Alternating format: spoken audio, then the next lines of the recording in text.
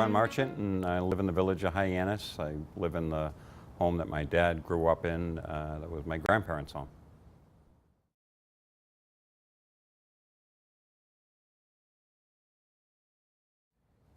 You know, when I think way back when I was a little kid, the 4th of July was always a ton of fun. We'd get down to Millway with some neighbors. I grew up on 6A in Yarmouthport at that point, and we'd leave Yarmouthport and we'd go over to Millway in Barnstable Village and sit in the cemetery and watch the fireworks every year.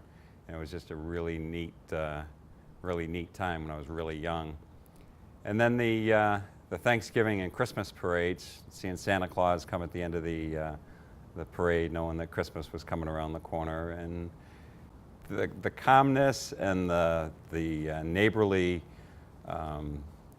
feel that was in Hyannis. My dad worked up at the bank at the end of Main Street, Hyannis Cooperative Bank, and he dropped me and my mom off at the beginning of Main Street, and we'd walk down Main Street, and it would take forever to get down Main Street because she'd know everybody. We'd stop and talk, and it was really neat, the real neat community sense of old Hyannis.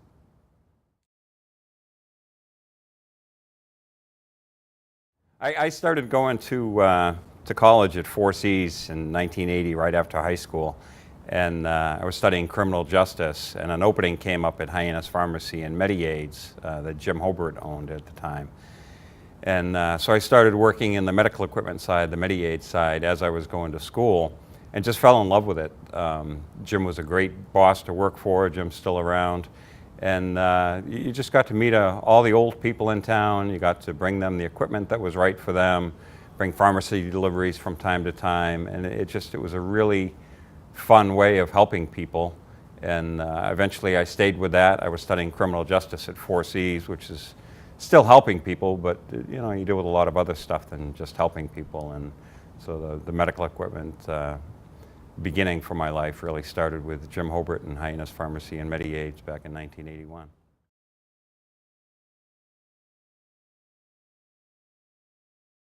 It was neat. At one point, I became the manager of MediAids. In the beginning, I was out on the delivery truck all the time. Then I became the manager of Main Street of MediAids on Main Street. And they had my desk set up sort of close to the front window. And I felt like my mom when I was a little kid. Our mailman from Yarmouthport growing up would go by and he'd wave, and you'd see all the same familiar faces. It's real cool, old small town, comfortable, happy times.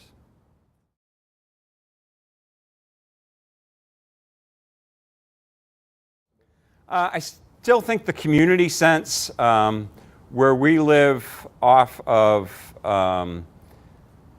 C Street and South Street, down by Chase Street and Oak Neck and Highland and Harvard and all the roads back there, we formed a community neighborhood group called Neighbors Helping Neighbors. And it's just a fantastic community sense. We all kind of watch out for each other. It's sort of evolved from the Crime Watch type program, but it's turned into more than that, where neighbors really get to know the other neighbors. And I think the community center for the kids, one of my boys is over there all the time playing basketball. I think the community sense that you still feel in the town is probably the biggest strength.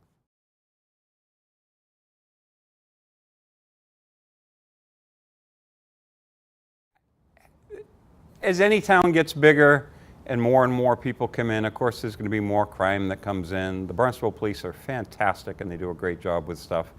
And it always seems to be what's concentrated on in the media.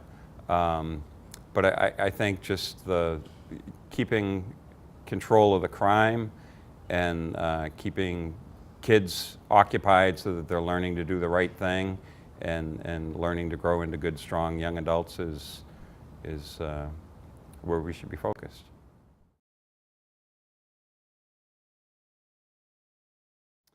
Oh, my folks were awesome. My mom was a Harju. Quite a few Finnish Harjus in the area. They were strong into cranberry bogs. Most of her family was up in the Carver area. My dad was obviously a Marchant, and he was in the banking industry down here, and just grew to know a lot of friends and helped a lot of people at both of their funerals. The people that came up to me with stories about how they helped people do things sort of reminded me of the Jim Hobart days in Hyannis Pharmacy. You know, I can't tell you how many times my parents or their friends would say, well, if it wasn't for Jim Hobart, we wouldn't have gotten the prescription drugs because they didn't have the money to pay for them. It's the same thing with my folks, just helping people in the community and doing the right thing. And I was very proud to be able to call them my parents.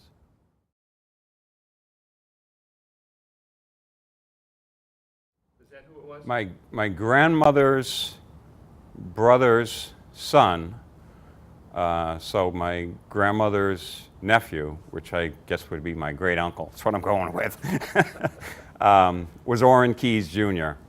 And C Street Beach is technically called Orrin Keyes Memorial Beach.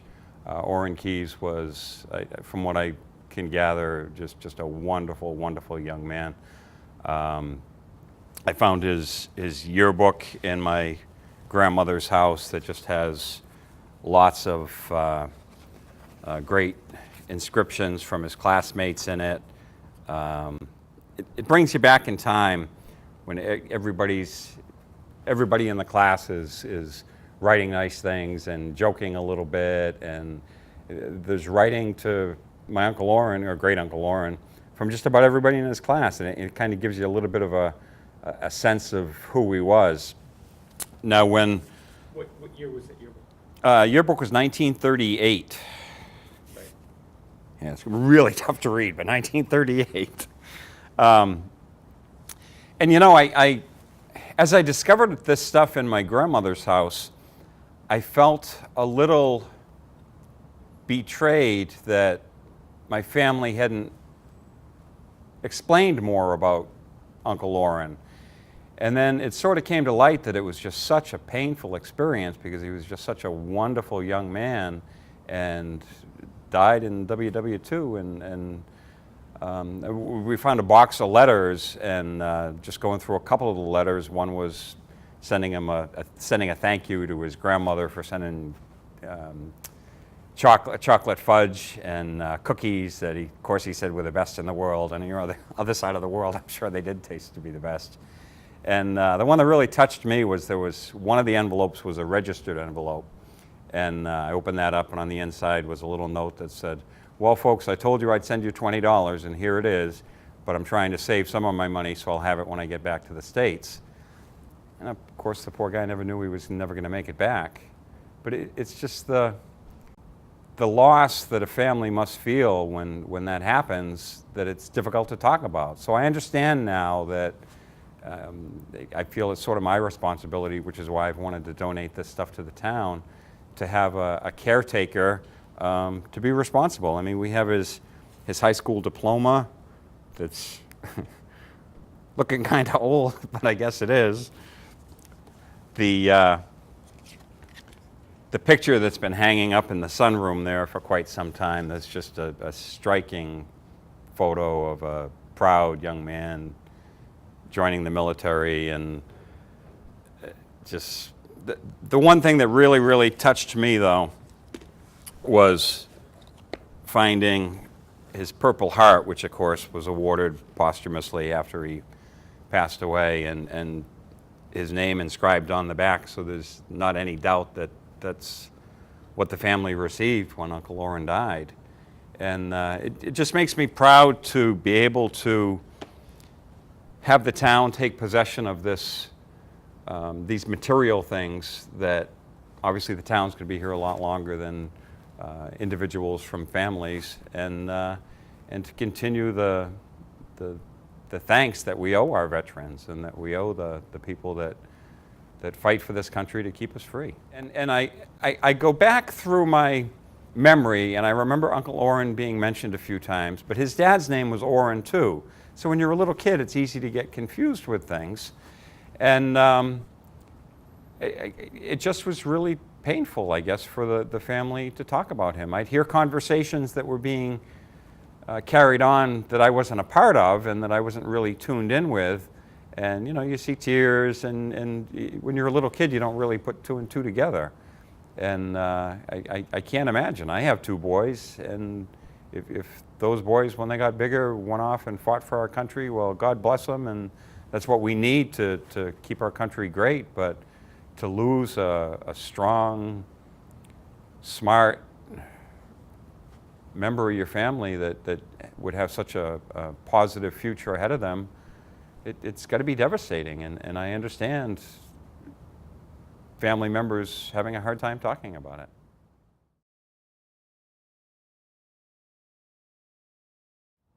In 1947, the town renamed C Street Beach to Orrin Keys Memorial Beach. And it's just so proud. I go down there the day after I dropped off, the day I dropped this stuff off at Town Hall. On the way home, I stopped down at Keys Beach. I always call it Keys Beach and not C Street Beach.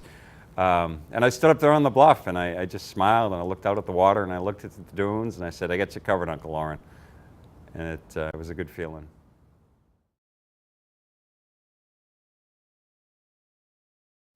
Yeah, Keys Memorial Beach, although Hyannis Harbor is going to be a close second. You're on Cape Cod. Barnstable has so many beautiful beaches, whether it's the south side or the north side. Obviously, the attraction and connections to Keys Memorial Beach just makes it that much special.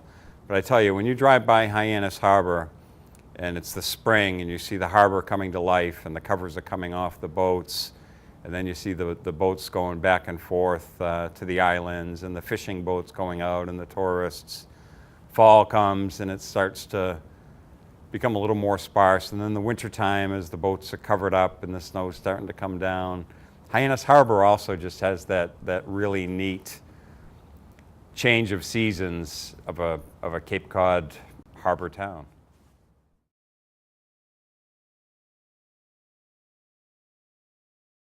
Absolutely. I really believe that kids nowadays need to follow their hearts, and they need to explore what it is that they want to do in life without lots of pressure from their folks.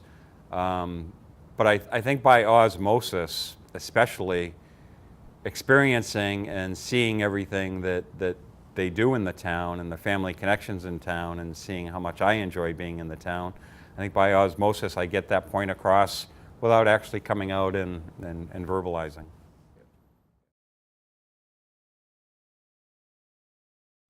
Well, back in the days of Hyannis Pharmacy and Mediaids in the 80s, when Rose Kennedy was alive, she was, of course, ill for quite some time, and we had a lot of equipment over there, and so it was a twice-a-day venture to drive the Mediaids truck over there and drop off maybe a couple of prescriptions or equipment that they need for Mrs. Kennedy.